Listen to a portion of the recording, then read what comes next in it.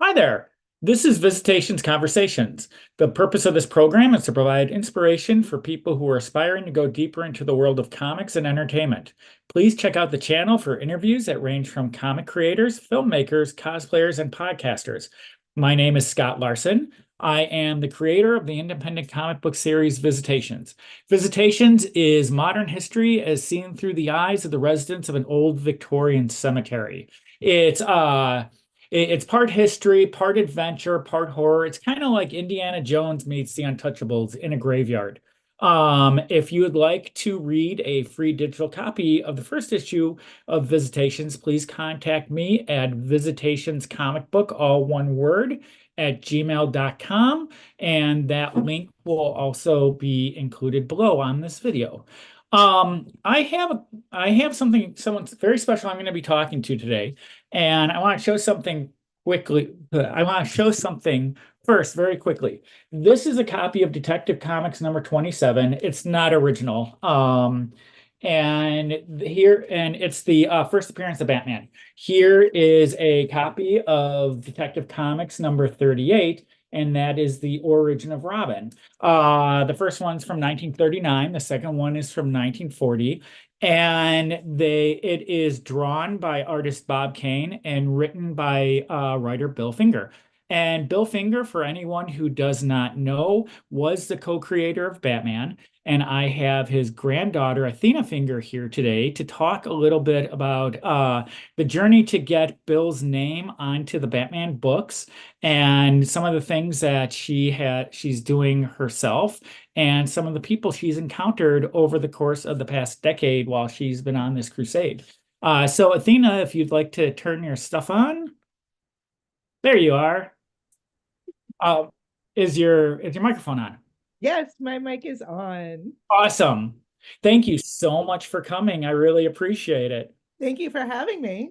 Sure. So we talked before about your grandfather, and there's this book that I showed this to you before. This is from 1985. This was done for DC Comics 50th anniversary. And it's the 50 that made DC great. And it was the 50 creators or toy makers or cartoonists, cartoon like Saturday morning cartoons that were on that list up to that point. And my friends and I have actually tried to figure out who would be on the list for the 100, but we've got a whole nother decade before that book comes out. So Bill Finger is number 11 on the list. And I want to read what it says about him. So the title of his page Hmm. is Bill Finger, the Dark Knight Detective Emerges. In an interview shortly before his death, writer Bill Finger recalled the day in 1939 that artist Bob Kane spoke to him about a new project. He had drawn a character who looked very much like Superman, wearing a small domino mask and swinging on a rope. He had two stiff wings sticking out, looking like a bat wings, and under him was written Batman. I got a Webster's dictionary down from the shelf, hoping, excuse me, hoping it had a drawing of a bat. Sure enough, it did. I said, notice the ears. Why don't we duplicate them? I suggested Bob give him a cowl to make him look mysterious and not show any eyes at all. I didn't like the wings, so I suggested make him into a cape with scalloped edges. And that way it would flow out behind him when he ran and it would look like giant bat wings. Uh, Bill is the unsung hero of Batman, says Bob Kane. Bob Kane was still alive when this came out, by the way. Yep. He passed away in the 1990s, and Bill Finger had passed away in 72. 1972. No, 74. Sorry, I always do that. My sister was born 72. Okay, the funny part about that was I was going to say 73, so between us, we were kind of right. Uh, I should know that though. Should be right at my uh, fingertips. he really helped refine the look and mood of the script. And then it goes on to talk about Bill Finger's scripts for Batman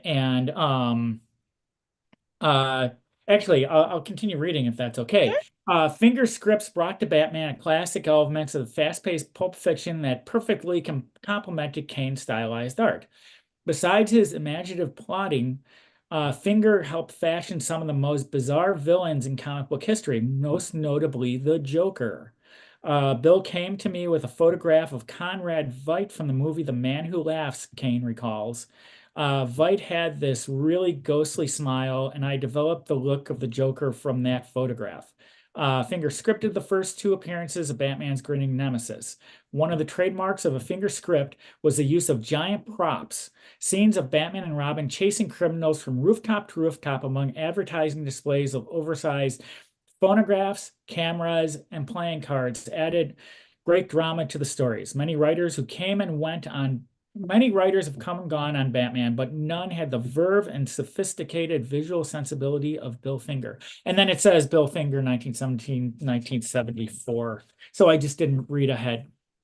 Um, so um, so you one of the things in our current society is there's this big thing with ancestry where people find out, oh, hey, I'm related to Napoleon, or that there's a 23andMe, there's ancestry.com. Right. And for a lot of people, their past is kind of shrouded in mystery, but that was not the case with you, correct? Correct. As far back as I can remember, I knew what my grandfather's role in the comic world was and his creation of Batman and his tragic story, which is no longer tragic. So yeah, no, it's something that's always been part of the family, whether we talked about it or not. Because there was a period of time after my father passed away that I didn't think about it or talk about it for like 15 years. So But you had a dog named Bruce Wayne. I still had a little bit here and there. Uh-huh. Thought. And So, I got some, I got a little bit of harassment from my family about Bruce Wayne. did you? They're like, "Why to name him Bruce Wayne?" I'm like, we don't have to call him Bruce Wayne, but he looks like a Bruce. Okay. He was a handsome dog. He really was. And so, whatever. We all took to Bruce. Nobody called him Bruce Wayne. Okay. So, there's a documentary on Hulu, and it's called Batman and Bill, Yeah, you correct? can see Bruce in there. Bruce And Wayne's you in can't see, and that's how I knew about Bruce. And your MySpace page, there. which Oh my goodness, going no so one knows what that is anymore. Um, so if you'd be willing to talk a little bit about the journey about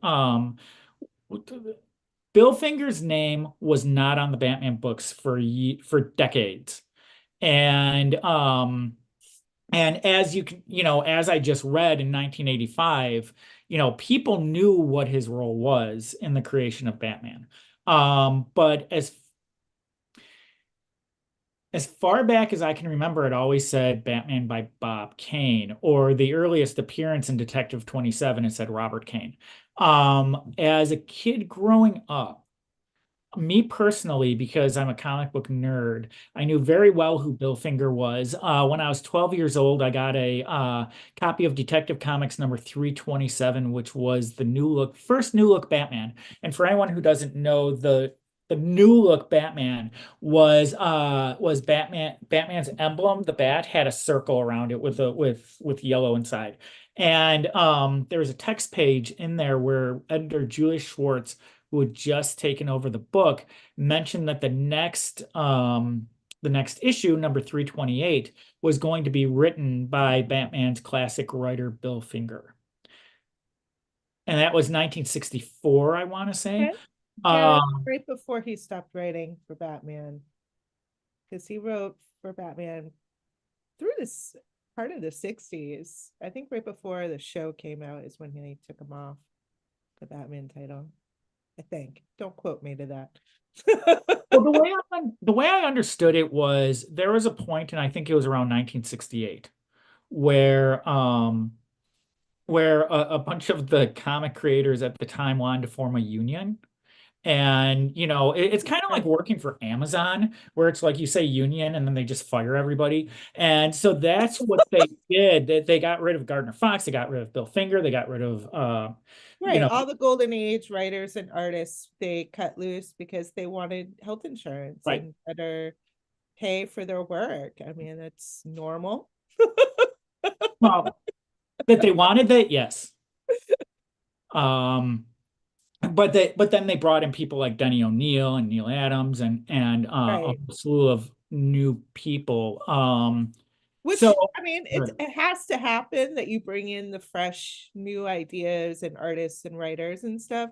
But still, I mean, a lot of those men that you mentioned are the ones that built the foundation for the next generation. And they just weren't respected the way that they should have been. Some of them were, but not the majority. The majority were like, yeah, whatever. well, their names weren't even in the books. Right. So they had no money and no recognition. Hmm. So it was, they were totally taken advantage of, unfortunately. But I mean, the industry was predatory already. Hmm. And so they had set some weird norms that like only the artists really got the byline. And that Siegel and Schuster were unusual to have both their names and things like that. But I mean, obviously that's changed now because you have the whole list of people that are contributed to the Right.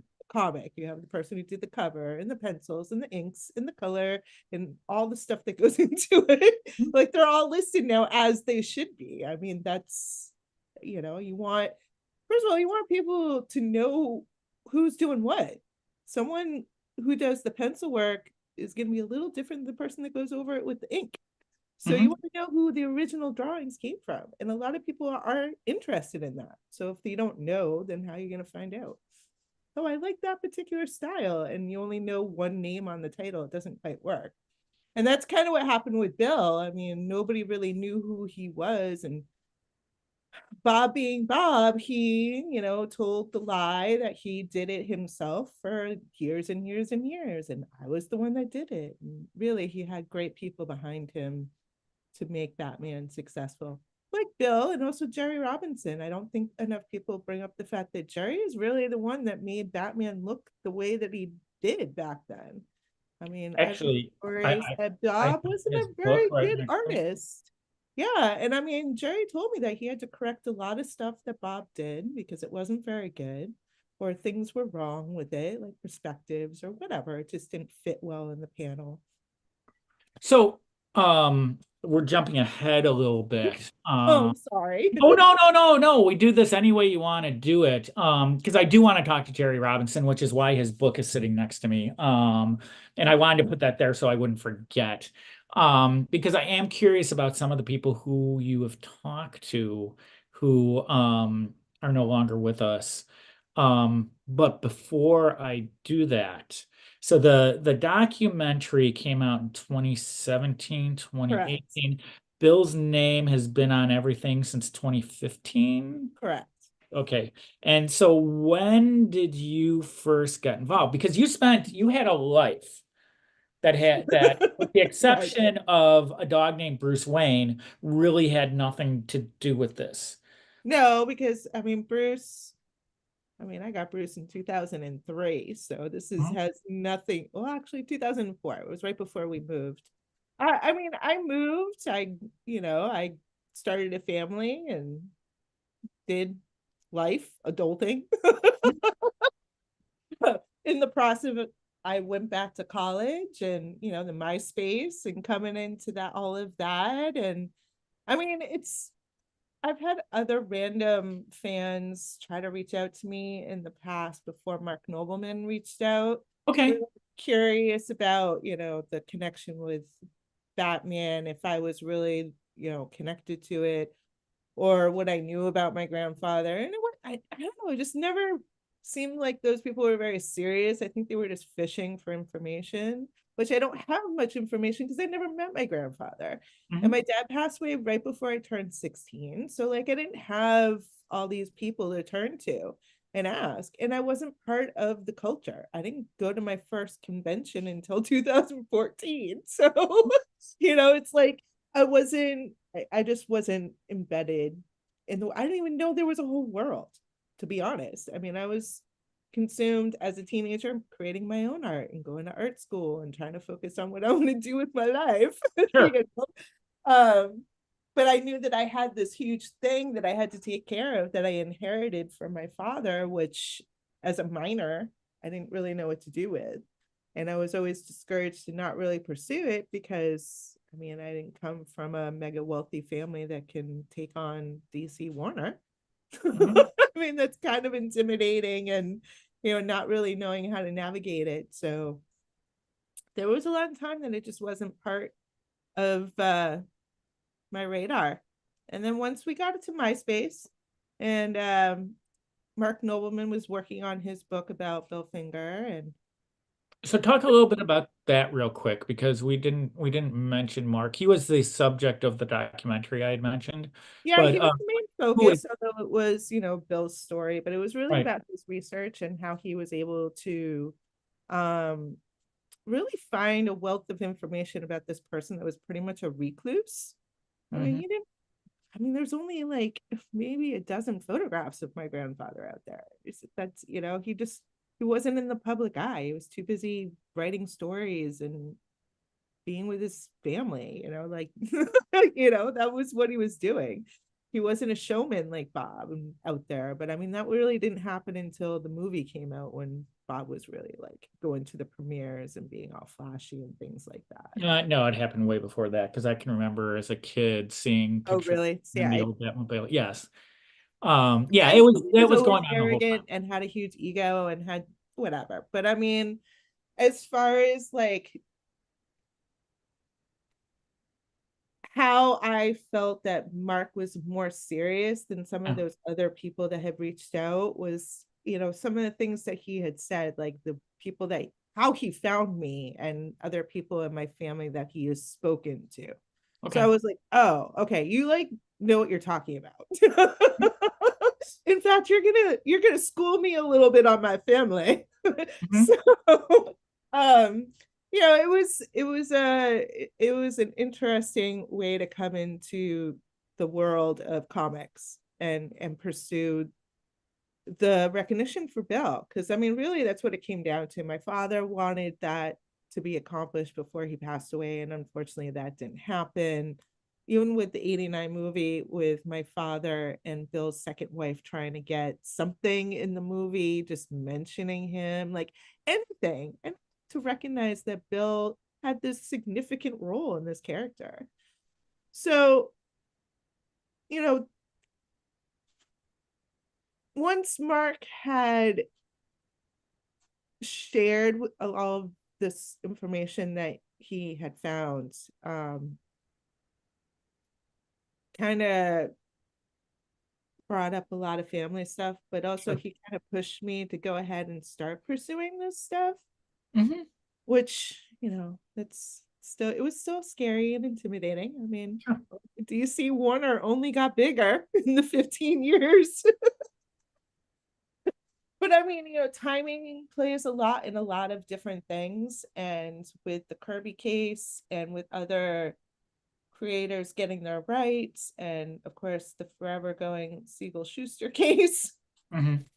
all these things with these creators really pushing for credit and recognition helped Bill's case, so that when we got to the 75th anniversary in 2014, we were able to make a real push. And I didn't know the extent of people or the amount of people who knew about my grandfather. I thought there was a very small group of people that knew who he was.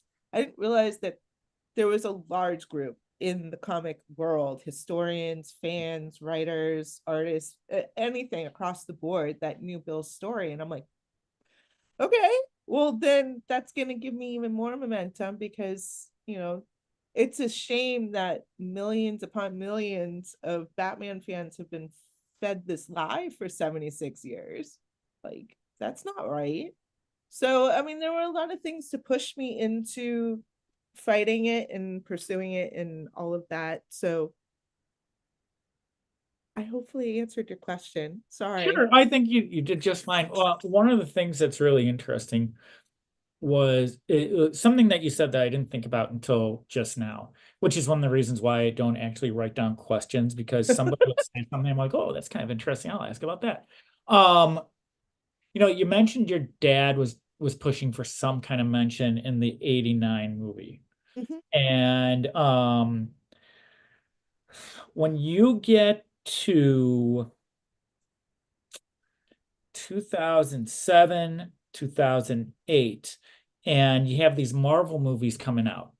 And in the credits of all these Marvel movies probably starting with Iron Man in 2008, um, there's a special thanks. So the credits are rolling, credits are rolling, credits are rolling. Then it's like Right. And then at the thanks to like end, Danny O'Neill and blah blah right. blah and all of this. And I'm curious, they weren't doing that in 1989, and they didn't do it in 1992. And up until the 2000s, in fact, I don't think that the Spider-Man movies from the early 2000s had that in there either. Um, It wasn't until Batman versus Superman that they were willing to that give that Bill those was in things. there. So he wasn't at the end of like a special thanks during the I Dark don't think Knight so. I don't over. remember seeing it. Because I know that first Dark Knight movie, I'm gonna get a little nerdy on you, sorry, but that first Dark Knight movie took a lot from a book called Batman: The Long Halloween, which was written by Jeff Right. Loeb, and it took some stuff from Steve Englehart wrote a story right before that, and he actually tried to take DC to court over it because he felt like the character that he had in the story, he and Marshall Rogers, was they called it Dark Knight Detective, I believe. And he and Marshall Rogers wrote the story, and in it there is a character that even looked like the guy who played Harvey Dent in The Dark Knight. And he was upset that he didn't get any kind of credit or any money from it. But I do know that now, if you've created a character that even is like mentioned or whatever, so like in the Ant-Man movie, the Ant-Man's daughter was actually something that was created by Tom DeFalco and Ron Friends. I believe they get some kind of stipend for that. Probably. Um, They've really expanded the payouts that they give to people who have some character or storyline that's used. mhm. So there's been a huge industry shift since a lot of these big wigs have won their cases, like Kirby and Bill and the Siegel Schuster and all of these, important people that really Mhm. did set the foundation for 89 years later. Like, who knew? Um, so I want to talk a little bit about, because one of the things I don't want to spend too much time on that. I think it's really important, but it's also something that's kind of been resolved at this point, Right. unless I'm wrong about that. And so you're not here to advocate for that because it's already been done. And oh God. People out there that haven't gotten their recognition. So I mean, it's still something that takes place, not just in the Mhm. art industry. I mean, it takes place in a lot of different Sure it does. industries. So I mean, it's just, it's something to watch out for. And there, in all honesty, and I'm not trying to downplay anything, but you're in a room with a bunch of creative people, and ideas are flowing around and back and forth and everything. And sometimes there's a difference in memory. I'm not saying that's the case with Batman and Bill, but that stuff kind of happens. And I know that real recently, and this is kind of going off on a tangent, the Wolverine character that Marvel does, Roy Thomas has said that he had a hand in writing it Right. or creating the character. And he's gotten into trouble in some fan circles because they felt that Len Wein, who had also actually written Batman for a long time, was due his credit for that. And they felt that Roy Thomas was like coming in and trying to take some of that away. And so there is that thing where there are a lot of different hands and things. And speaking of which, Jerry Robinson, who is who was part of that little bullpen of Bill Finger and Bob Kane way back at the beginning.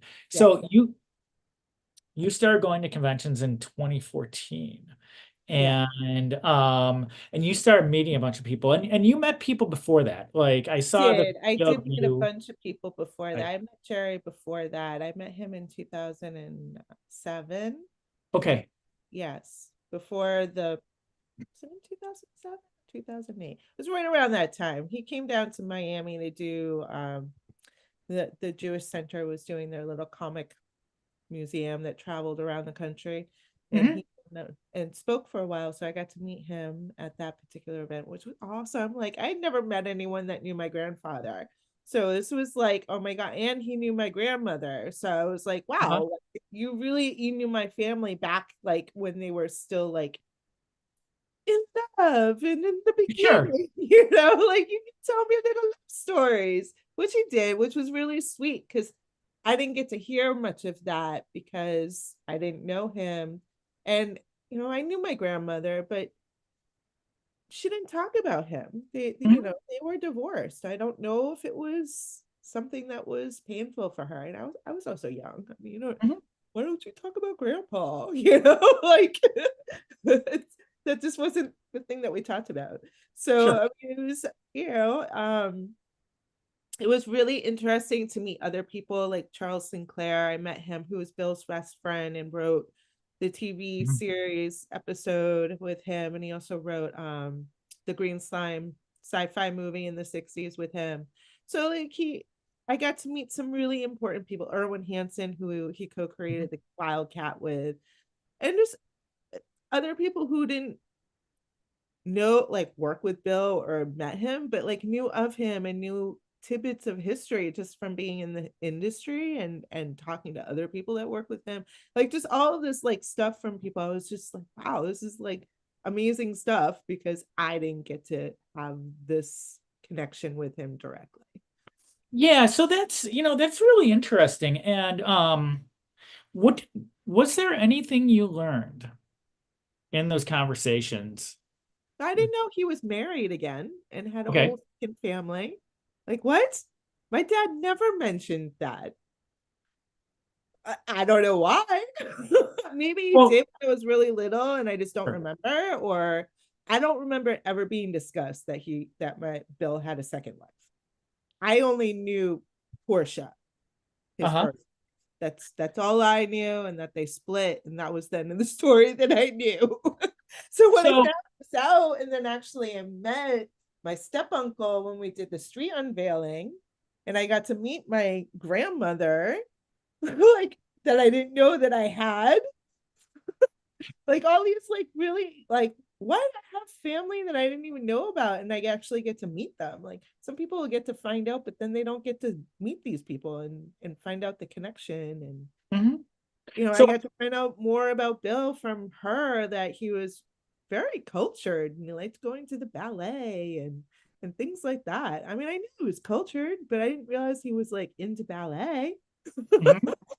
you know Things like that. So it was a very fulfilling journey during that time, meeting all these people and learning. I don't read comics, so a lot of people wanted to tell me about certain writers and artists and storylines and all this other wealth of information that I never pursued.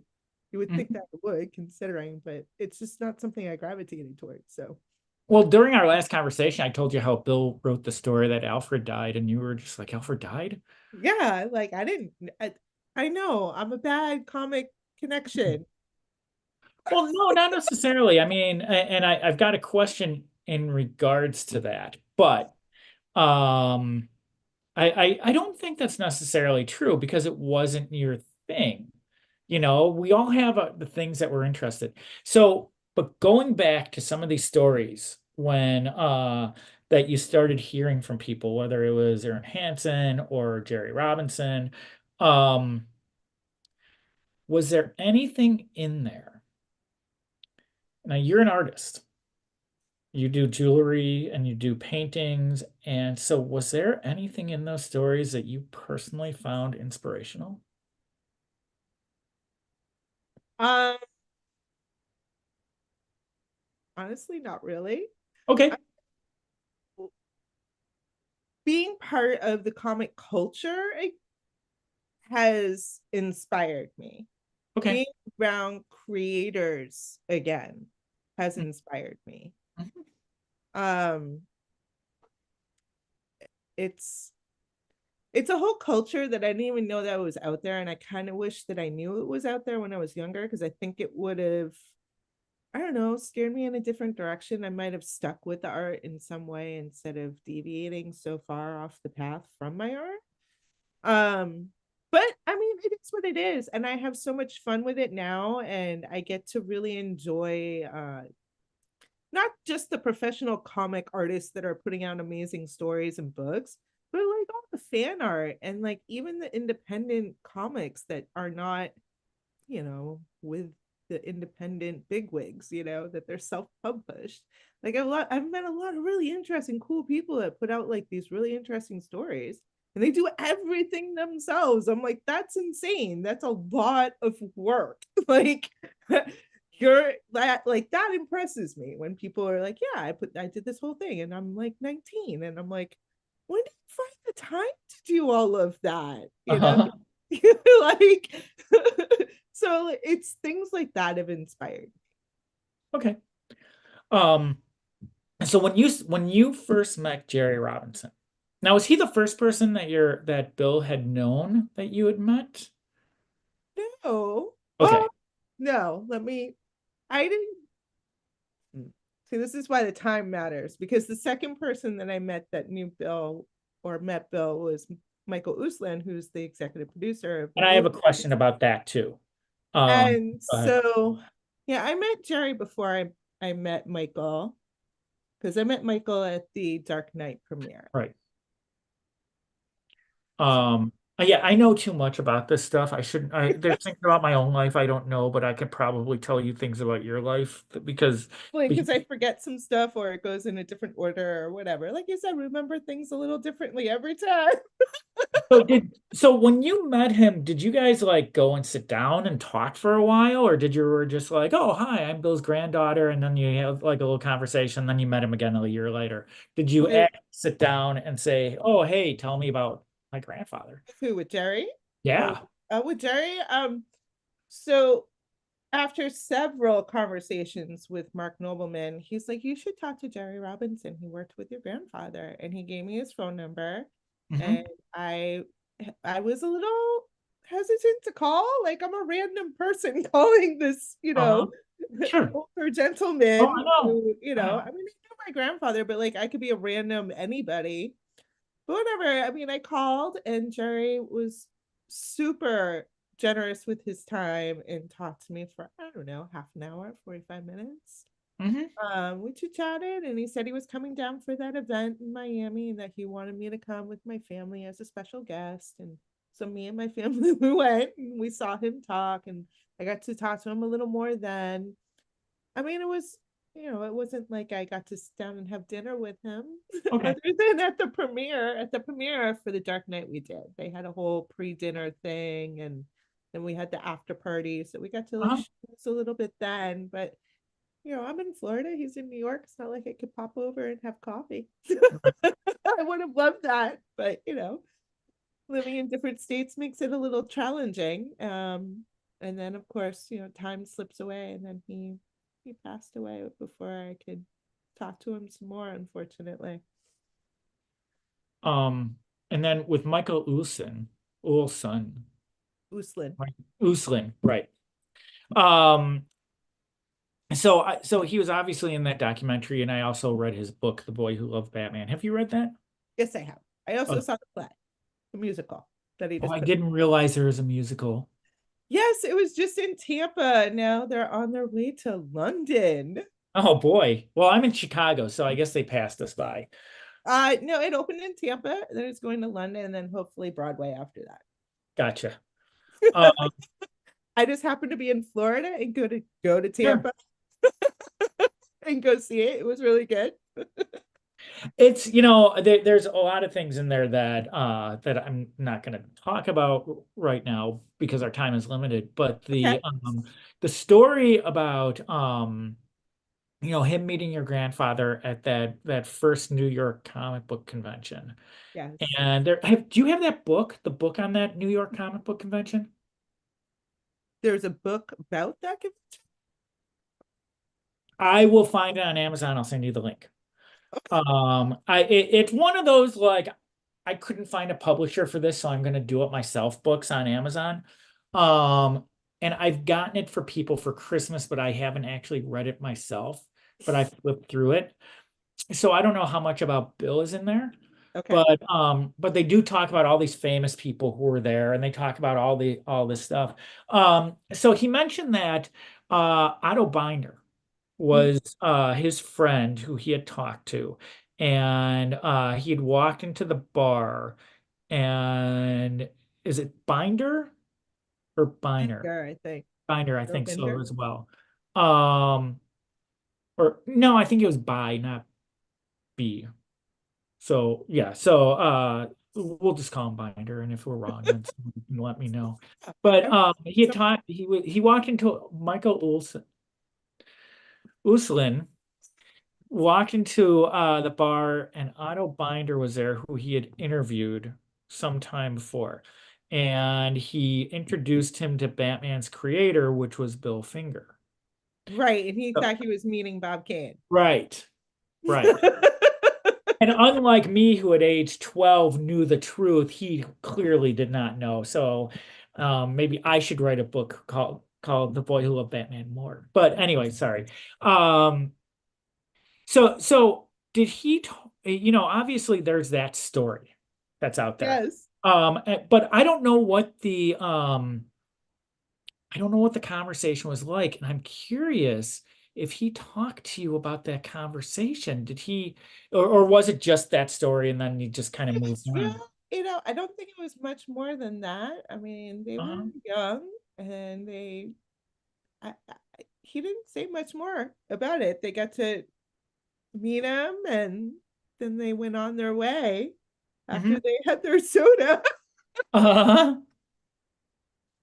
And they stepped over the vagrants in the lobby. Yes. Yes. In the seedy New York hotel. Have you been to New York Comic Con? I've been a few times. I've been a Okay. guest a couple times. I did in 2014. I wasn't a guest, but I did a panel. So it's Okay. the first time I went, and I got to see the craziness right after San Diego. San Diego was my second convention. Uh-huh. Holy cow! I was not ready for that. We took it off the chips. My son ran around like he was a superstar, so that was awesome. Uh-huh. He was the perfect age for it. He's 12. It's like, yes, this is awesome. I was in San Diego in 2006 and 2007. It's a long time ago. And and I thought it was insanity then. It was kind of like visiting New York the first time when you're walking around Times Square and you're like, oh my God, I have a headache and there's too much noise and activity going on.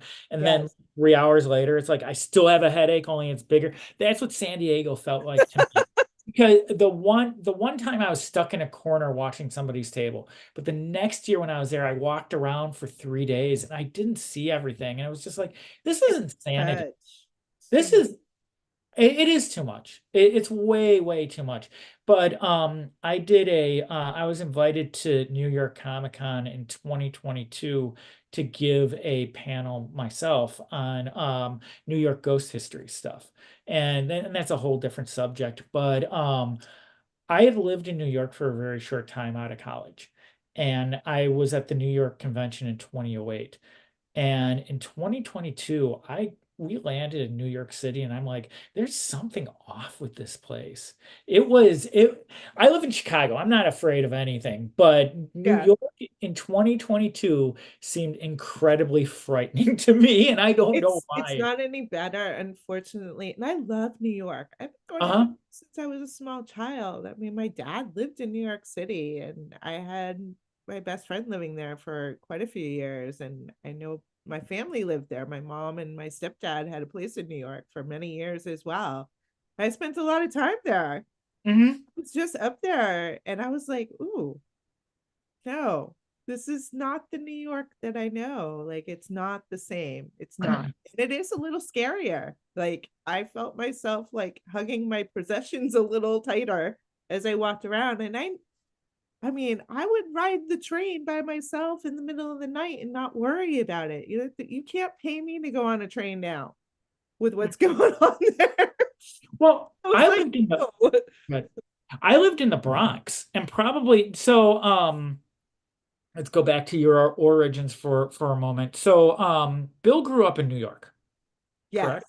Did he grew he up in grow the up in the Bronx. Bronx? Okay, that's what I thought. So, do you know Yeah. the area where he grew up in? I do not know Okay. the exact area of the Bronx, but I mean, the most famous part of the Bronx, which you can actually go see Bill Finger way now, is over at Poe Park, where they Okay. used to have little powwows about Batman. Yeah. Yeah. So, Yeah.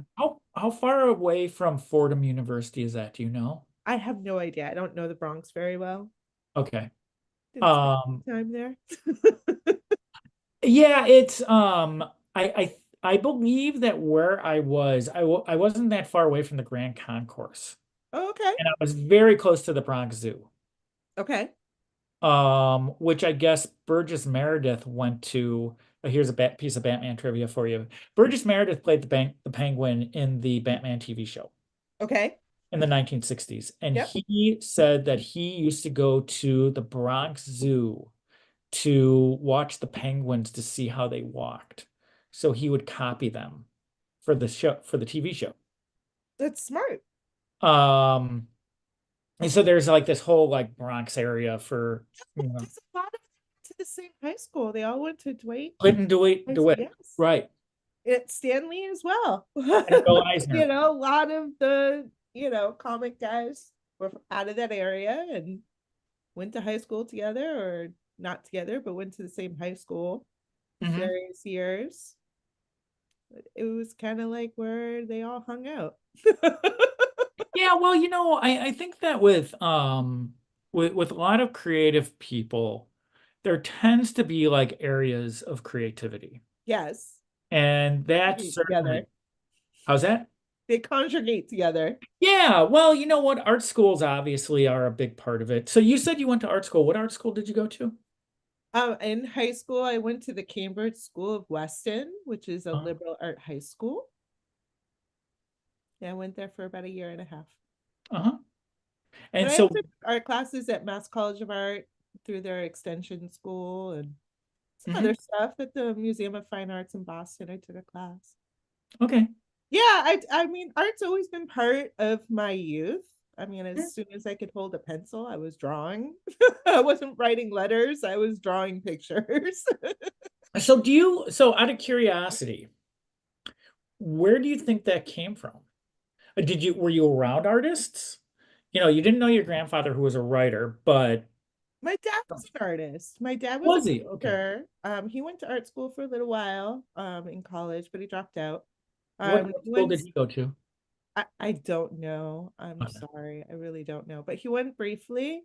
And I know that painting was his medium, and then he switched to culinary and was a self-taught chef in the New York City Mm-hmm. in the 70s and 80s. Well, mainly the 80s in New York, 70s, he was out on the West Coast, San Francisco and Oregon. Now, where in New So, I York? mean, he had a lot of creativity, and I think I got that from him. My Yeah. mom was also creative. She was into clothes designing for, I don't know, about a decade. Hmm. So, I mean, it's been around. My mom's dad was a photographer, which I love photography as well. So, I mean, it's kind of Museums. My mom was always big on museums, so, and my dad as well. I mean, it was always a big, huge influence in my life, having beautiful pieces of art around. Mhm.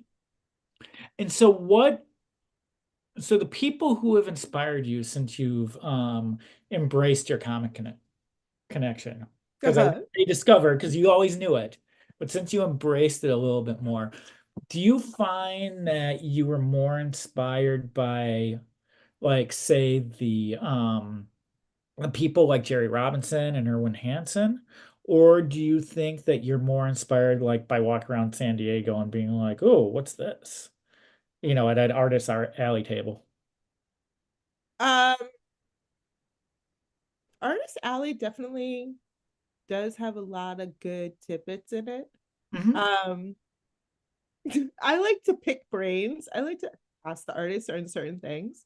Okay. I feel like I'm constantly playing catch up because I didn't do it for so long and I forget things that I kind of learned in high school. Uh-huh. So I talked to the artists. I'm like, how do you make that work? Uh-huh. What did you do? Because I can't figure that out. So it's things like that. I mean, of course, I see some amazing artwork, or not just artwork. I mean, some of these people that put together their cosplays and costuming, like I can't do that. I tried for my son. I made him a cow with udders and everything. Uh-huh. It's pretty crazy. It's really it's a very interesting thing. When I go to comic conventions, I'm usually at a table in Artist Alley. Right. And and I talk to a lot of cosplayers. And part of the reason I do is that they are in many ways really disrespected by the people behind the tables in Artist Alley. And that's I it's stupid in my opinion, but that's a whole different subject that I don't want to really go into. But I've had these people. There's one girl who was actually cosplayed as one of my characters. There was another So there's another girl who got a gigantic tattoo of a piece of my artwork on her leg. And when you see some of this, I'm an artist. And so, I try to derive inspiration from all kinds of other things. But then when you see stuff like that, it's like, that's weird. It's cool, but it's really bizarre at the same time. And and seeing a lot of these costumes, that's the stuff that doesn't have anything to do with me.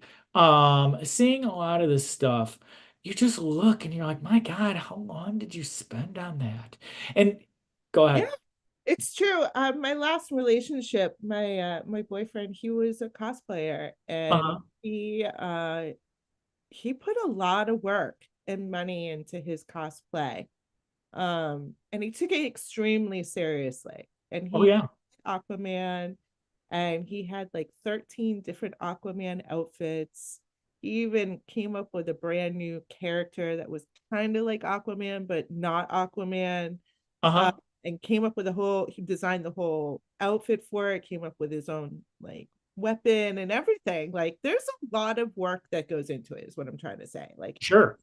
going on Amazon and just buying a costume for $20 off of some cheap site.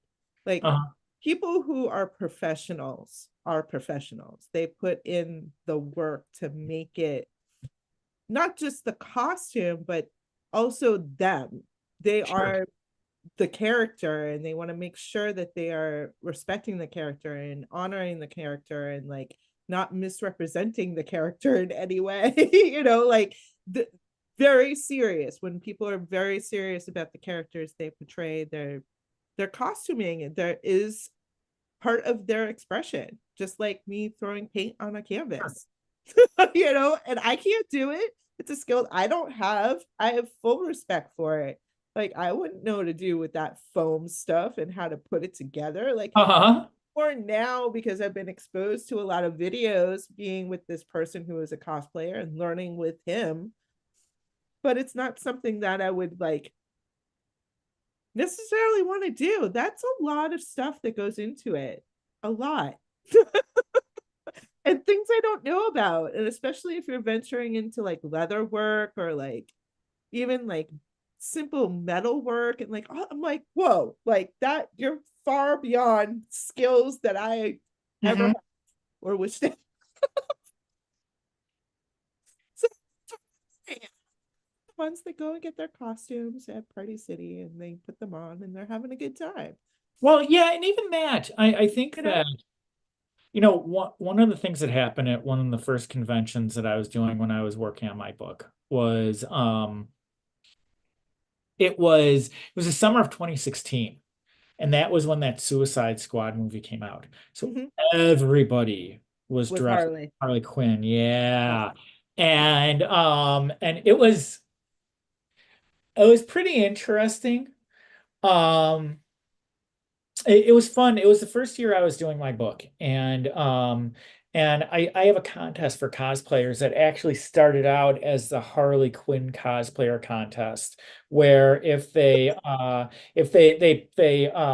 filled out like a little form and their name was drawn, they'd end up on a tombstone in my book. And it's since then it's grown to encompass a lot of other people, but that particular year everybody was Harley Quinn. And the reason I started doing that was, you don't want to go to a party and find out that everybody is dressed in the same dress you're in. And Yes. I felt this, and I feel this about however anyone wants to portray themselves as a cosplayer, even if they just put like stripes on their face and they're Tony the Tiger. If you're taking the time to do that, it means something to you.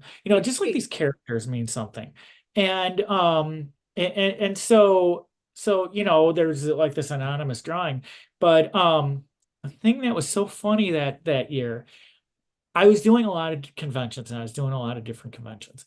And one of the conventions I did was the Chicago Ghost Convention, where you had all of these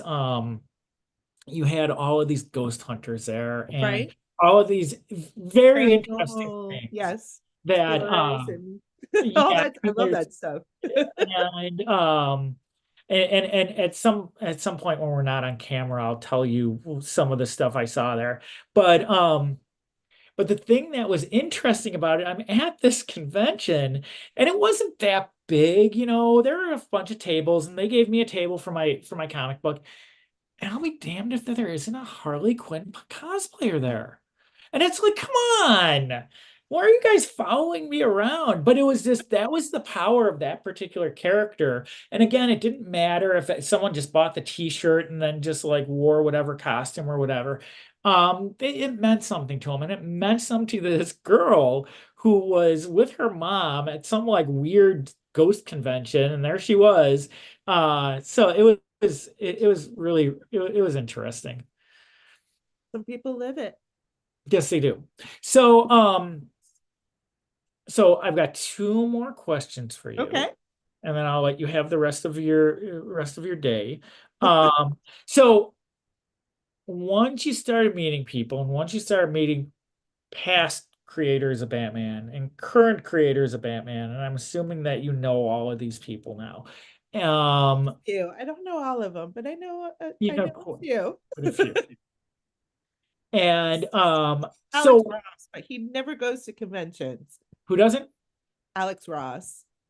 I know Alex. I have a relationship with Alex where if I was walking down the street and he was walking down the street, we would know who each other were and we would say hello.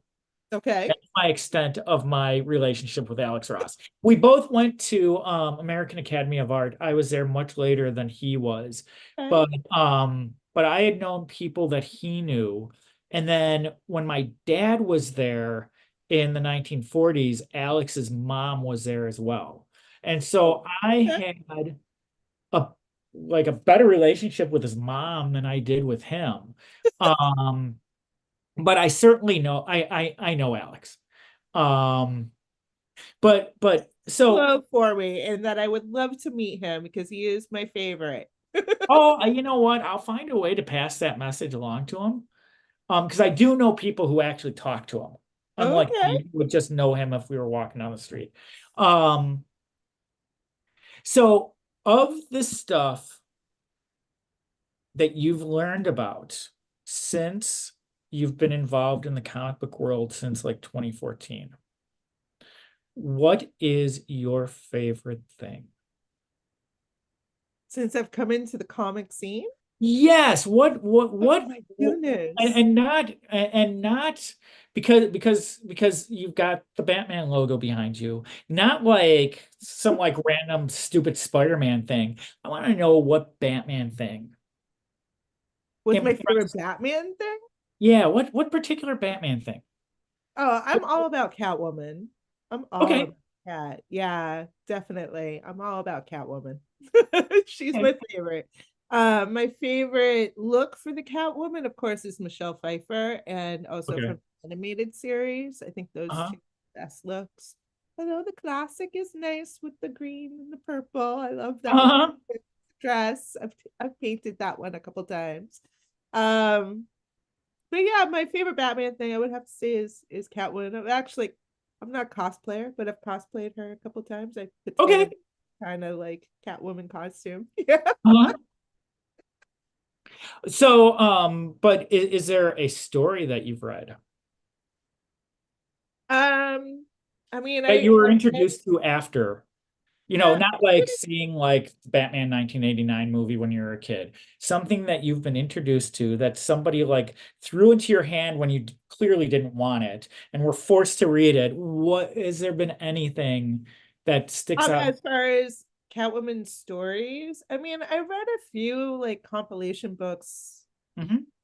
in the 80s. I mean, there was a Joker one and then there was a Batman one. I remember in the 80s that were like some of the stories of that time. Like I had, of course, Bill Finger stories, and then it had like Uh-huh. little newer and newer. I don't even know what happened to those books, but they were good.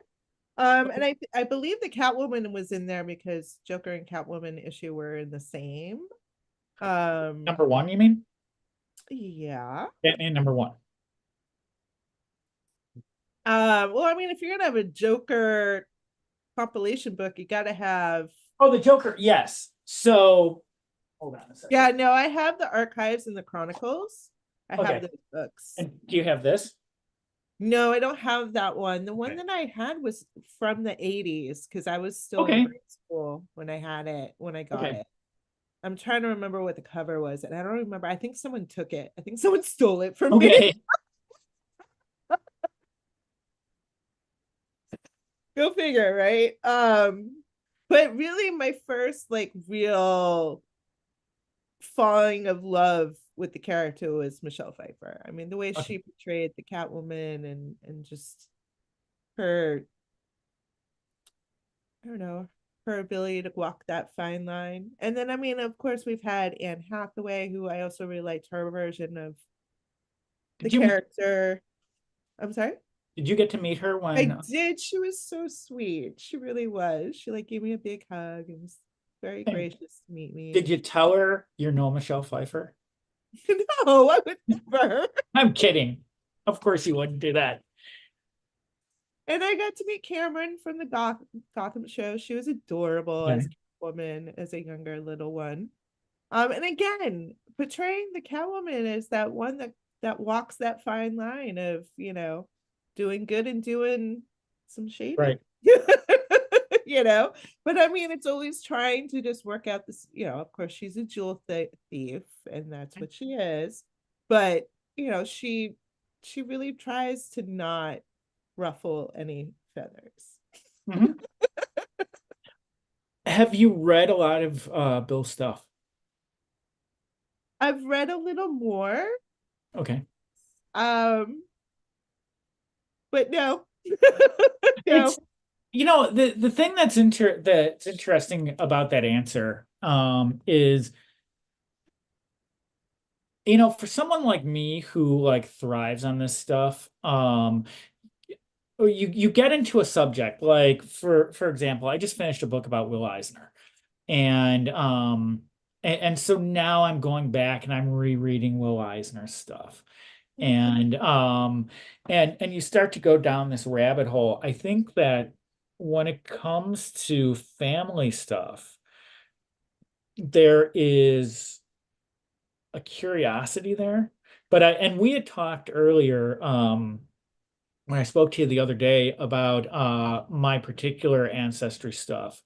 And one of the things that I found when I was going through all the information was there was just so much there. And you glance at it and you want to know more, but I think that because it's such a great big, and in your case, definitely a great big body of work. Where do you start? Where do you go from there? How do you get involved?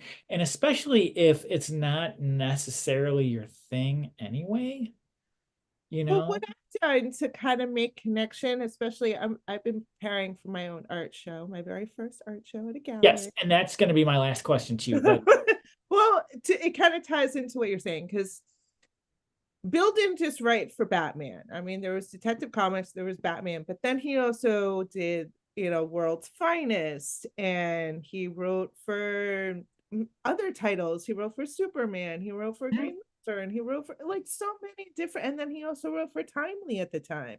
Mhm. And so there's such an extent volume that instead of trying to read it all, what I've been doing now is I've been trying to, within my budget, collect some Bill Finger stories Uh-huh.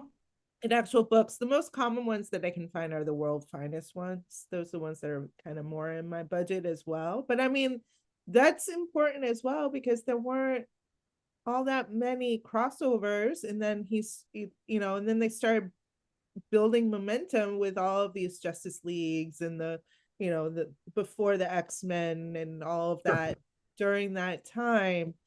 And Bill had a big part of all of that. So I have been one of those people that goes around. There's two things I ask for when I go to to Yeah. a comic dealer, and it's, do you have Felix the cat? Which I always get. Uh-huh.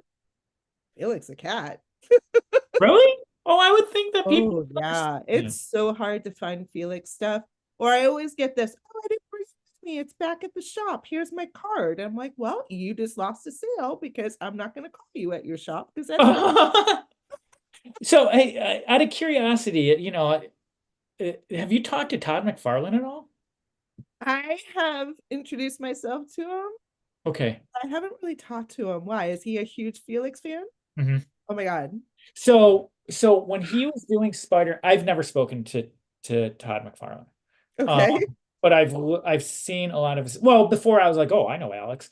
Um, but I do know that when he was doing Amazing Spider-Man, he was throwing Felix the cat into every single issue. Was he really? Yes. That's amazing. And sometimes it was on a t-shirt, sometimes it was on a mug, sometimes it was in the background. But yeah, he that was his thing. Oh my god. So so if I have to you send have him a message, fellow yes, Felix lover. if you if you get an opportunity, ask him about that because I will. I'm and gonna I have to try to send him a message somehow and be like, "Hey, I have found out a tidbit of we have something in common." And it's really hard to find these comics that are Felix comics from like back in the day. I'm not really looking for the modern ones. uh-huh, Uh, I actually had an opportunity to buy the very first Felix from uh-huh, 1933, I believe. It was the size of the record, the 45 to sure. the, yeah, it was in immaculate condition, and I just couldn't bring myself to, How much was it? they wanted 800 for it, which I know Okay. doesn't sound a lot, but it's a lot when it's like, Yeah. is someone else going to see the value in that? Or is it just me being crazy? Well, that stuff, when you start getting into collecting, not you personally, but in Anyone, general. yes. So I had a gigantic comic book collection, and I mentioned this. I didn't mention why. Around about God, now I guess it was like 7 years ago or so. I panicked because of money, and so I sold the whole thing. And I Oh had no. things in there. My wife would not let me get rid of Amazing Fantasy 15. Okay. But other than that, I had Amazing Spider-Man #1, I had number 15, I had 129, I Yeah. had the entire run of Amazing Spider-Man. I had a lot of Detective Comics, including number 359, which was the first appearance of Batgirl. Wow. Um, Who I'm very there was good a friends with Karen Whitfield. I don't know if you know who that is. She used to how's tour that? with Karen Whitfield. She was Batgirl during the 80s that would travel around with Burt Ward and Oh, no kidding. doing promotional things. Yeah, and Okay. she was their traveling Batgirl. She's a lovely lady. Uh-huh. That's I'm fun. That's obsessed with really that comic. interesting. That's why I bring it up. Um, so this stuff was out of my house for 15 minutes. And I remember the last thing as the guy was taking the stuff away, and he had these boxes, and it was the comic book boxes. And so you could see the comic and the little thing. Yes, It heartbreaking. was, well, the last thing I remember seeing through that little hole was the cover for the first issue of Batman Year Two, which ran in Detective Comics in the 1980s. Do you know about Year One and Year Two and Year Three? There's a third year. There is a third year. There is definitely a third year. I can tell you that in a little Threes, bit. right? That, Is that they gotta come in threes. well, I think that Frank Miller did that year one. And right away they followed it up with year two, like the month later. And Mike W. Barr and Alan Davis started it. And then Alan Davis left the book and Todd McFarlane came in and finished Okay. the rest of that story. But when you're a kid and you have certain things, they start to mean something to you. And so things from my teenage years I have super clear memory of, and that's one of those things that I have that story I had a clear memory of. And so seeing that cover in the like little thing, it was just like, oh my God, I have not gotten that one back. So but No. this stuff was out, not yet. This stuff was out the door for about 15 minutes, and I was like, I just sold my best friend. And so a couple months later I started recollecting. And I thought, well, maybe because I had all of Amazing Spider-Man, maybe I'll just start with that. And I'll just get the whole thing again, which is way more expensive than it was the first time around. Yeah. And when I bought them the first time around, I think I bought the first issue. I bought Amazing Fantasy 15 for $1,000, and that was Wow. in 2007. And again, going back to your thing about collecting, this stuff is expensive. It And, is. every time my wife sees a package from eBay, it's like I know she's looking like, what the hell is that? It's like, how much did he spend this time? And I'm pretty good about that stuff. But you get to a certain point and you're like, how am I gonna afford, you know, Yeah, it's justifying the cost for your passion, right? right, right. And fortunately or unfortunately, I'm not sure. The Batman stuff, it's not that expensive. The old stuff from the 40s and from the 40s more than anything else It's hard is finding it. right. And that's That's why the it's problem. It's hard to find that stuff. So, I mean, like I said, a lot of this stuff that I find is the world finest. Mhm. Few, here and there as far as Detective Comics or Batman titles, but there's not much that one, Bill might not have written the story, so I don't want it. I specifically want Bill Finger Yeah, books. yeah, yeah. Um, or it's just not in my price range. Like I can't justify spending thousands of dollars on a book. Yes, I know I'm preserving part of my family history, but still I got other financial responsibilities. Well, Nikki Malcolm Wheelerson, or Nicholson, sorry, Nikki Wheeler Nicholson. Yes. A few years ago, she found a new Fun Comics number 4 on Wow. eBay, and she lobbied DC to buy it, actually. It was thousands and thousands, and there was no way she could get it. And that was her grandfather too, you know, Right. the major. And I forgot how it worked, but I'm pretty sure she advocated for the DC archives to buy that book, and they did. Wow. I believe they ended up getting it. You'll have to ask her about that. Okay. Or I can ask her about it too the next time I talk to her. But yeah, she found it and she advocated for it. And this stuff is important, and so do you have the list of all of his stuff? It's you can find it online. Yeah, yeah, No, I fandom. mean that's what, sometimes I'll be in there and I'll have I'll have the database up and I'll Yeah, look, yeah, yeah. see if he's part of the book. So yeah, I mean it's a new thing for me. Sure. I never was into collecting comics before. Mhm. Um, I've always been a huge fan of Felix the Cat, so as Uh-huh. soon as I got into it, I was like, oh, let's see what kind of Felix stuff. Because I mean, Felix was really super important for the comic Yeah. industry as well. He's the OG. Uh-huh. So, I feel I don't know, I feel a sense of duty that he needs to be preserved because he doesn't have a presence in the comic world, Uh-huh. which I have felt is like bizarre and disrespectful since day one, considering Felix was our first commercial merchandise cartoon character, and we Is wouldn't he have. in public domain now? Yes, Okay. So you could write your own stories. I could if I was a writer. Uh-huh. Um, I'm still trying to put together my story that my friend told me to write when I was 16. So we'll you see will. how good that's going. So when DC reprints some of Bill's stuff, do they send it to you?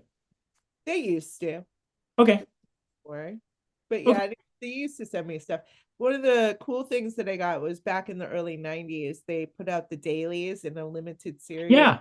Remember with a nice Yeah, case? yeah, And yeah, yeah, yeah, yeah. yeah, I got both of those, the color one and the black and white one with a letter, and they were signed and all that stuff. Oh, And wow.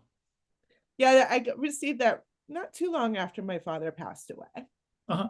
So they did know where you were all of that They've time. always known about me. Okay. Because Like I was this under whole the thing of impression. like nobody knew that I existed. I laugh at that. They Okay. knew.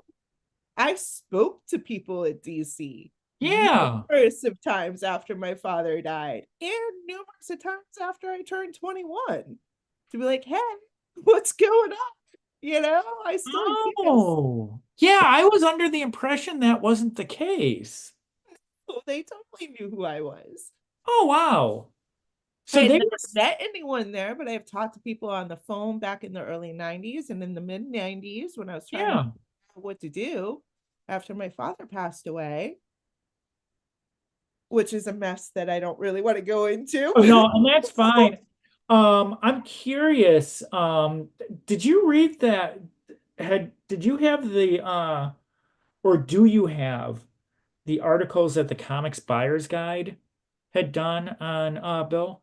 I don't think so. So when I was watching the documentary on Hulu, they had mentioned how your dad had gone to the DC offices and and they're like, "Oh yeah, we have some checks for you or whatever." And I had actually read that story. So when I worked for, or I still do, for an advertising illustration studio here in Chicago. Okay. Um, we no longer have a physical office, but when we did, and all the illustrators came in, we would always talk about comic books. And somebody had a subscription to the Comics Buyer's Guide, which doesn't exist anymore. I guess they stopped publishing in 2013. Okay. And I remember, and I think it was around the time Bob Kane had passed, that they were doing some intensive articles. And again, it was one of those things where the people I worked with, one of them who was the big Batman fan, had no clue that it wasn't Bob Kane. It was like, you idiot, how could you not know that? And then when he found out, he was all outraged. And it's like, it's been there. but clearly, but but there was an article about Bill, and I don't remember what year it was, Okay. but I remember picking it up and I remember reading it. And I remember them talking about your dad in the article, Okay. and that he had been over at DC's office and that he had been advocating for them on Bill's behalf. And that's all I remember. I don't remember the context. I don't remember what Yeah. issue it was. I don't, but I know that it was in print someplace before I saw it on the documentary. Well, his dad was pretty vocal. I mean, he would do interviews and stuff about his dad and his dad's story. And I know Yeah. that kind of revamped up in '89 with the movie hype and all of that. Um, he didn't shy away from it. He Yeah. wanted Bill to get the recognition that Yeah. he was long overdue. Hmm. Um, it's just, DC held on to Right. their contract with Bob, as their safety net, I guess, Did you as ever meet him? not being, willing to open the door. Did you ever meet him? Bob Kane? No. Yeah. Okay. Did your dad? He might have. I don't know. I don't, maybe. Just out of curiosity, that which was why I was asking. But you knew Jerry Robinson and Erwin Hansen, and so DC always knew where you were. And Uh, then not in 80, in 2008, I went up to the DC office when Paul right. Evans was still running the business. And Yeah. he introduced me to everybody there and gave me the tour. When they were still in New York. And he gave me Bill's last script that he ever Oh, submitted. no kidding. What was Yeah. it? It was the one with the puppets, the the classic monster puppets, marionette puppets that were really not puppets. They were really it's Was one it of those Batman or weird was it something else? horror. What, yeah, it was one of those offshoot strange stories or something like that from Okay. DC. What was it, a Batman thing or was it something No, else? no, it had nothing to do with Batman. They had Oh, taken him off of Batman many years before that. and so did they let you go through their like archives and look for things? The second time I went up there, they took us through a tour of the art. Okay. Yeah, which was Oh, interesting. There was yeah. Batman things there, and um, yeah. I mean, when I went the first time in 2008 to introduce myself, and this is when I, was like, "Hello, Yeah. hi, it's me again." And they're like, oh, we've known you for years. um, I went up to go and see them face to face and like start the process of being like, okay, now I'm here. I'm not a mystery. There's no mystery person out there that doesn't exist to fight for Bill. I do exist. Um, as we were walking around and he was introducing me to all of the people that were there. Don't ask me to name names because I don't remember. Okay. Um, I'm horrible with names. I'm a teacher, so I come across so many people between Sure. teaching conventions. I can't keep it straight, so I apologize. But everyone was like, "Oh, it's so nice to meet you. We know exactly what your grandfather did for the industry, or we love what Bill did for Bill. We love Bill." And I'm like, "Well, if you love him so much." Yeah, I know.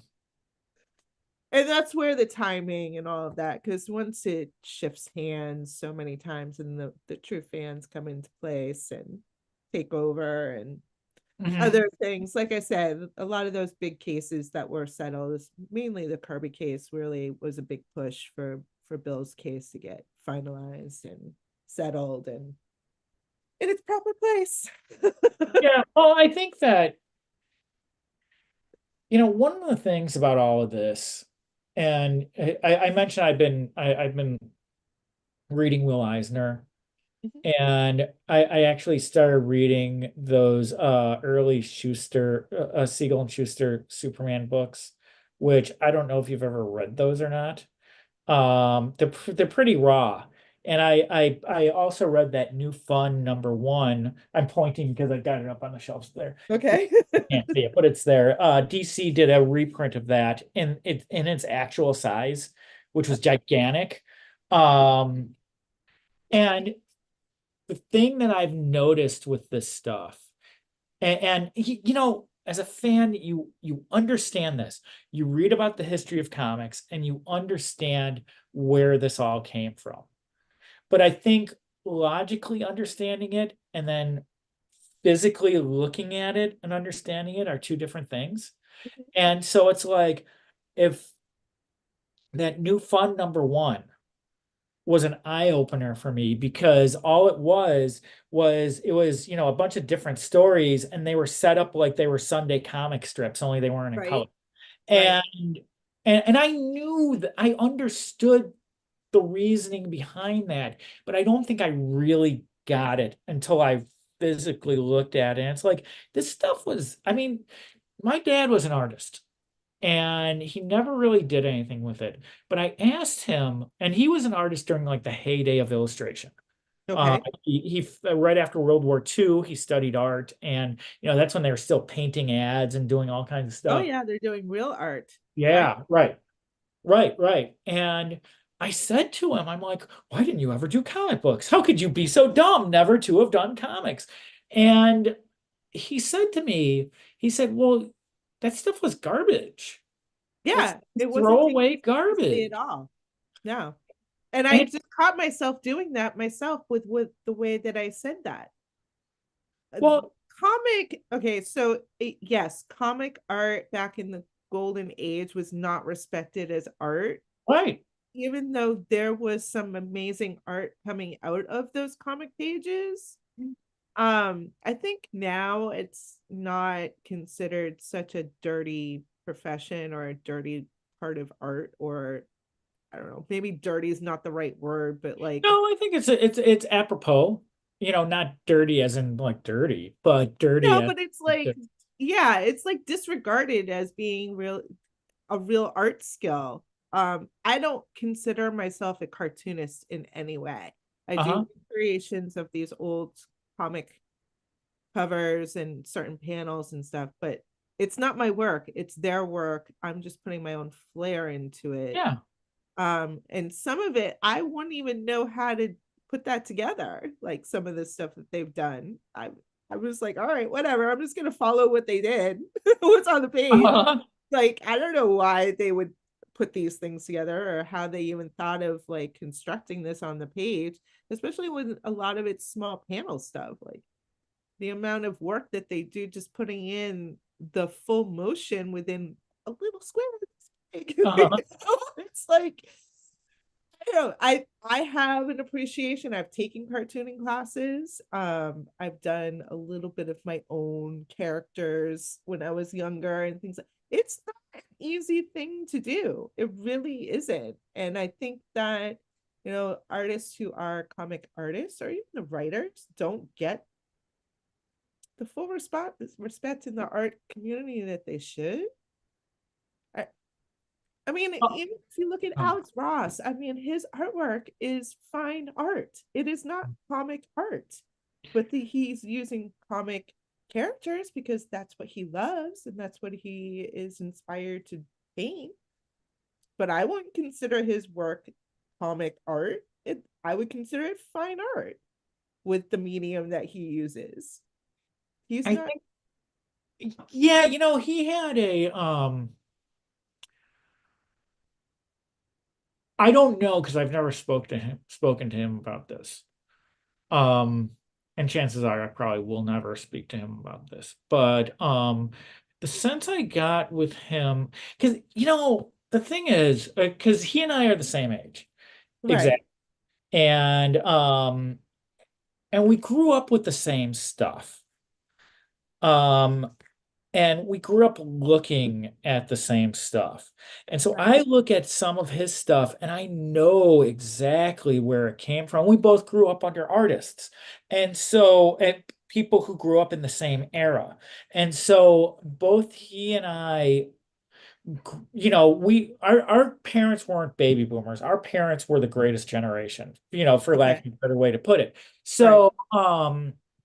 So we were both exposed to all this 1940s stuff. Right. And he was able to take that and channel it into something and take what he loved and take like these classic illustrators, and I wouldn't call it fine arts, I would call it illustration though. And Okay. he'd take these classic illustrators like Norman Rockwell and Leyendecker, and he would take them and then mix it in with, the stupid Super Friends crap and create this thing that looked like something we remembered seeing as kids. That Batman TV show, have you watched it? Course. Have you watched a lot of it? So from the 60s, yeah, we Yeah. used to watch the reruns all the time. Okay, I can't watch Kid. it. I watched as a kid, Okay. and it was really cool. And some of it was frightening, which I don't think it would be now, and I don't want that memory sullied by the nonsense that's happening in front of my eyes. As I tried to watch it a couple of years ago, and I'm like, no, I can't do this. But there was something. I mean, it was real. It was comic books come to life.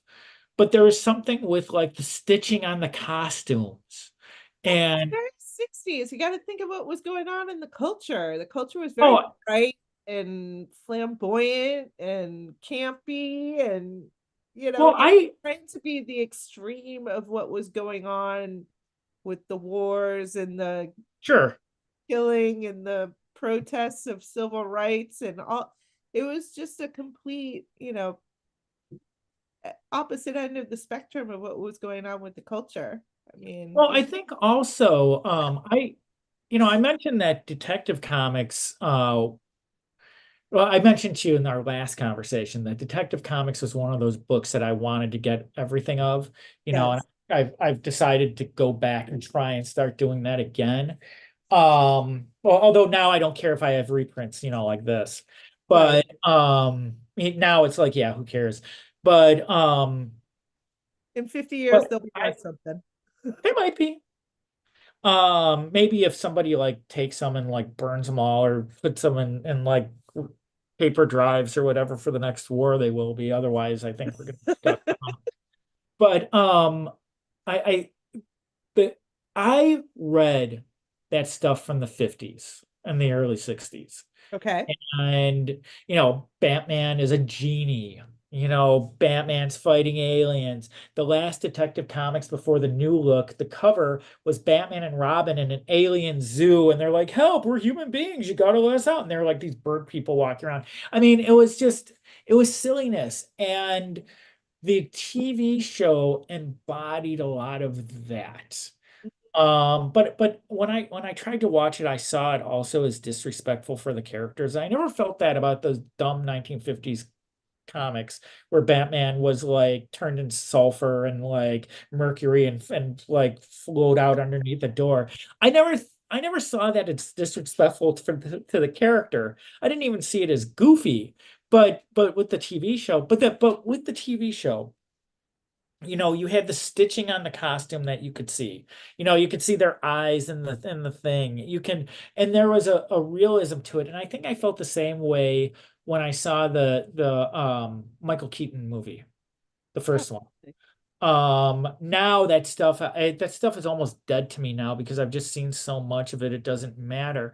But there was something special about seeing these characters as real human beings on the screen. And even the George Reeves Superman TV show had some of that same feeling. It wasn't fantastical like the 70s Superman, but the stuff in the 50s, there's just something about that where you just see the image and you're just there's something very relatable to it, Yeah. which is not this, and I don't know if I'm explaining it right, but Alex Ross saw that same thing, I think, subconsciously. And I Yeah, was, the real human element of it, yeah, and it kind of plants it here on Earth and not in the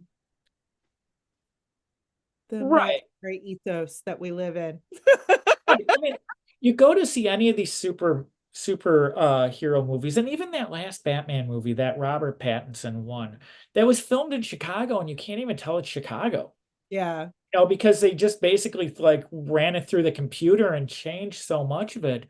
It doesn't look as real. No, it doesn't. And that's something that I still really appreciate from like the 89 and Mhm. 92 Batman movies is that they were still using practical effects and they weren't using CGI. Yeah. And I mean, I love Tim Burton anyways. He's one of my favorites. Uh-huh. But I mean, like it, at that time, it was still, I mean, it was around. They were Yeah. using Oh yeah. CGI at that time, but that's I don't know. I think the practical just makes it, like you say, it's more relatable. It's not our brain can see the difference. Right. As as much as they try to make it look as Right. authentically real as possible, our brain can still see that it's not real. And I mean, I know that's a big thing about the AI art that's being put out is like, well, you can tell that it's not real, but still you're trying to pull it off as something that is real.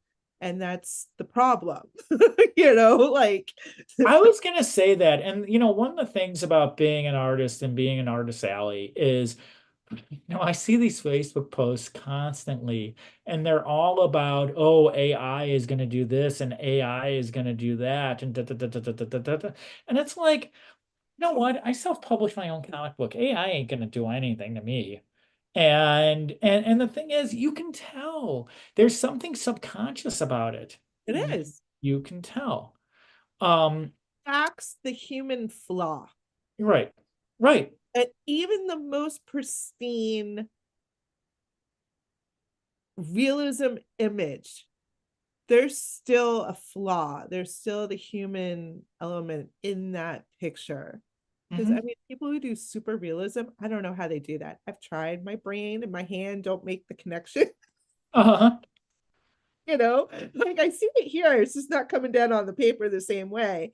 So it's like even those people that can make it look exactly like whoever or whatever, I can still see the flaw. Like, oh, that Right. one dot is off. Like there's still that element of the human hand. Sure.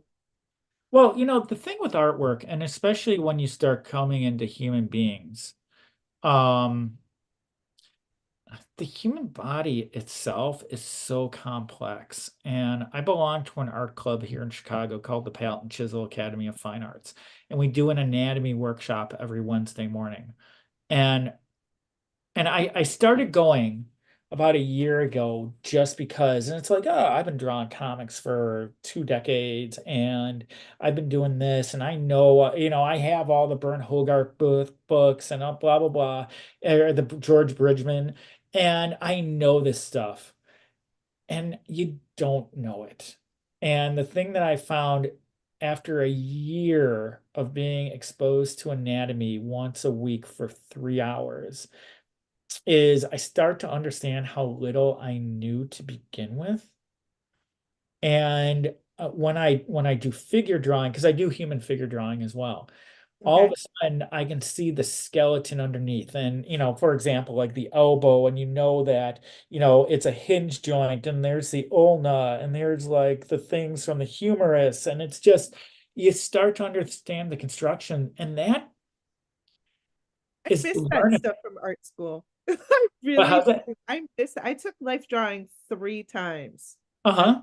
did so much. Like I wish I had the time to go back to it because it's something that I definitely one miss, and I'm so out of practice that when I do my form drawing, I'm just like, no, I'm so out of practice that it's I'm like that's horrible. It's just about getting into practice, and it's like anything else. You're going forward, and then you're going backwards, and then you're Right. going forward, and then you're going back. I had I talked to one of the editors at DC in August, here in Chicago, and she made some suggestions about my work that changed it tremendously.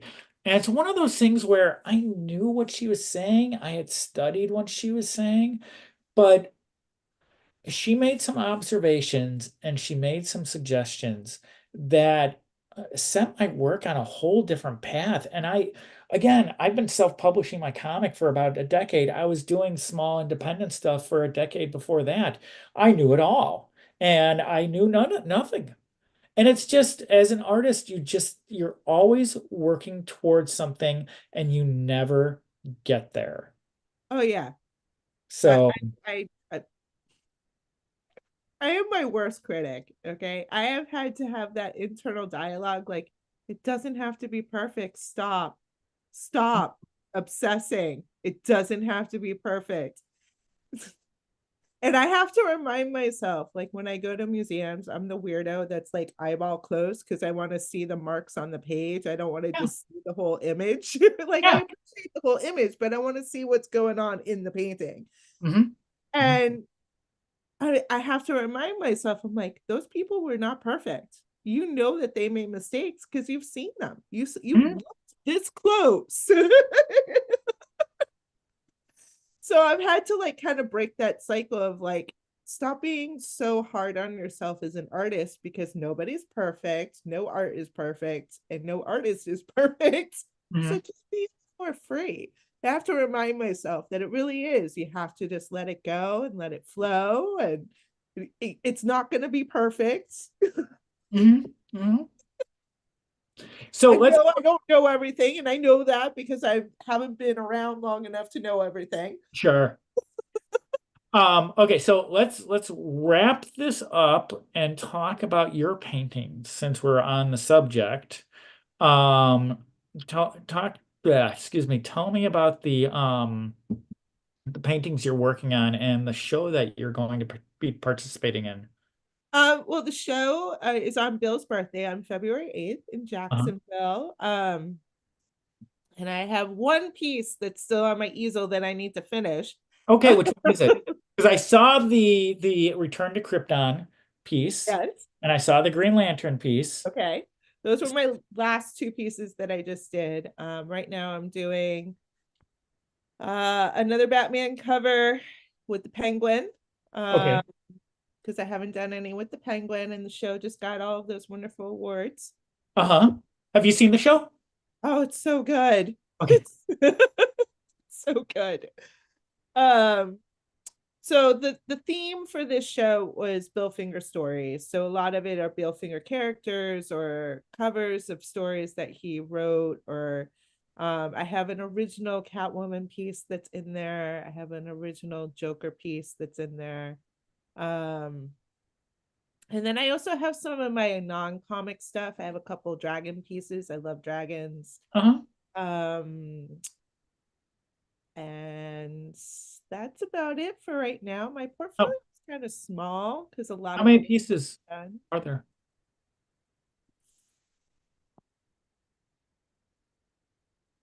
I think there's 12 pieces, Okay. something like that. And they're all varied sizes. The largest is 5 foot by 3 feet. That's my dragon. Um, Uh-huh. the next size down from that is a 4 by 3, which is my Mhm. cat. Then I do various sizes, 16 by 20 and Sure. 18 by 20, and some are on paper, and and again, a lot of it right now is just comic recreation Yeah. of the age comic stuff or a couple of my original pieces. Um, but I like to paint a little bit of everything. I've done some Pollock kind of inspired stuff. I've done a lot of flower stuff. I like drawing flowers and painting flowers. Whatever inspires me at the moment. Mhm. That's what I do.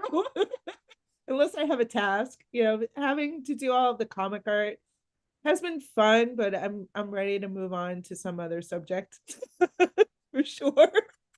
Real quick, and so I'm going to ask you about how people can get a hold of that stuff. But before I do, you mentioned Alex Ross a couple times. What's your favorite thing he's done?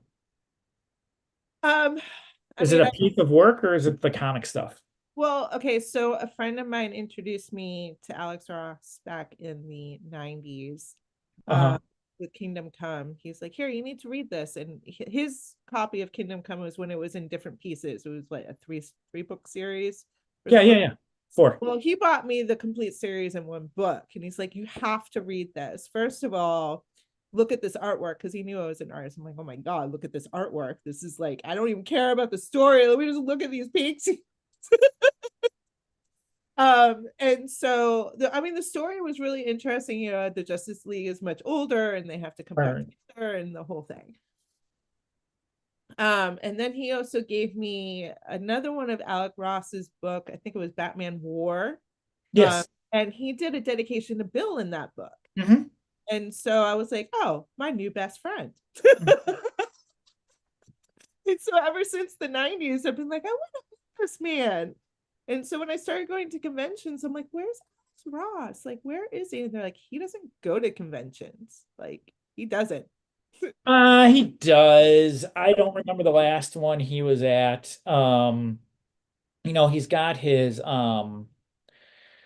he's got his sales rep out there, and I Right. And then, can't I mean, think that's his what I see name. when I go to San Diego is I see his big booth there. Right. And I was under the impression that he did go. I know that there's a lot of different things he's doing. However, we do have a lot of friends in common, so I will get word to him for you Just that shake his hand and say thank okay, you I for, will honoring my grandfather and his and his I book. will I will definitely as soon as we're off the line here, I will send a text message and I will try to find a way to it, we'll talk when I shut this whole Okay. thing down and we'll figure it out. So okay, so tell me where this show is taking place, the address and website.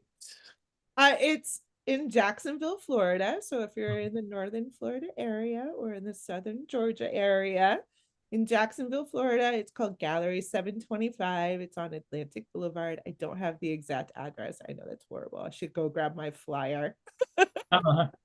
Well, what we'll Um, do is it'll be in the description on the video. So I'll I'll make give you sure all. make sure you I'll send me send you a that. copy of the flyer.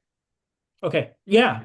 Actually, that'd be great. What I'll do is I'll post it all over social media for you.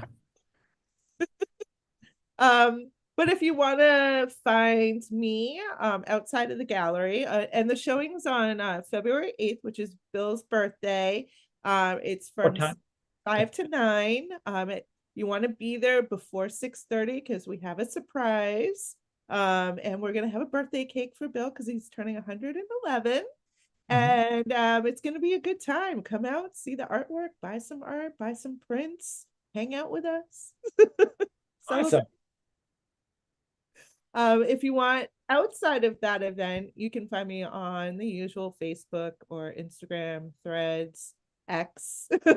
Uh-huh. Put my name in and I should pop up. Okay. Awesome. So, is there anything else you'd like to tell us before I give my closing remarks? Um, Not really. I mean, I do commission work. Let me throw my little plug in there. If you want commission piece of work, just reach out, direct message, and we can talk about that. I've done all kinds of stuff. I've had people do original art with Bill in it. I've done copies of the old covers and things like that. So, and I've also done other things like Star Wars and Wolverine and other things like that. So I don't just do Batman stuff. Awesome. So, okay, I'm gonna wind this up. I'm gonna give my quick little spiel. So, and stay there. And we'll yes, don't leave. Actually, I was talking to Mike Carlin during the last conversation that I had, and the last YouTube interview I had, and he kind of like departed early, and it was anyway. Speaking of Mike Carlin, I will be speaking to him again during Will Eisner week, which is the first week of March. March I don't have a calendar in front of me. Well, I do, but it's set to January. But the first week of March is Will Eisner's week. Will Eisner's week. I will be interviewing Mike Carlin and maybe somebody else. And I will also be doing a few articles about Will on Fanbase Press. And so I'll let everybody know about that. You can find Athena Finger on Facebook and X and Threads. And she is doing the gallery opening for Bill Finger on February 8th. And the information for that is down below. And again, if you'd like to read a free copy of Visitations, please email me at visitationscomicbook.com. Thank you very much for joining us, and we'll see you all next time. Thank you.